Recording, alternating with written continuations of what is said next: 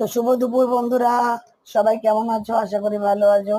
তো দেখো, আমি করছি আজকে রান্না। কি রান্না করছি? আমেরিকান রুই মাছের ঝোল রান্না করছি। তো তার জন্য দেখো, কড়াইতে সর্ষের তেল দিয়ে জিরে দিয়ে দিয়েছিলাম। জিরে ভাজা ভাজা হয়ে গেলে আলু দিয়ে দিয়েছি, টমেটো দিয়ে দিয়েছি, তার মধ্যে নুন হলুদ দিয়ে আলুগুলোকে ভেজে নিয়েছি। আর এখন এটা কি দিচ্ছি বলো তো? পেঁয়াজ, রসুন, আদা একসঙ্গে বাটা।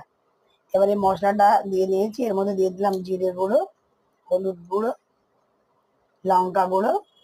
এবার আমি একটু জল দিয়ে মশলাটাকে ভালো করে কষিয়ে নেবো। জল না দিলে কিন্তু মশলা ঠিক করে কষানো যায় না, পুড়ে যায়।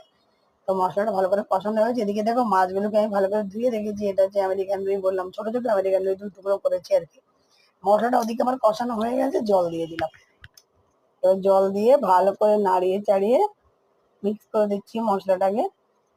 আর এবার আমি ঢেকে দেবো। ঢেকে দিলে আলুগুলো সেদ্ধ হয়ে যাবে। আলুগুলো সেদ্ধ হয়ে গেলে তারপরে আমি মাছটা দিয়ে দেবো। তো আমার ভিডিওটা তোমাদের কেমন লাগলো? যদি ভালো লেগে থাকে লাইক, কমেন্ট, শেয়ার করো। আর আমাকে অবশ্যই সাবস্ক্রাইব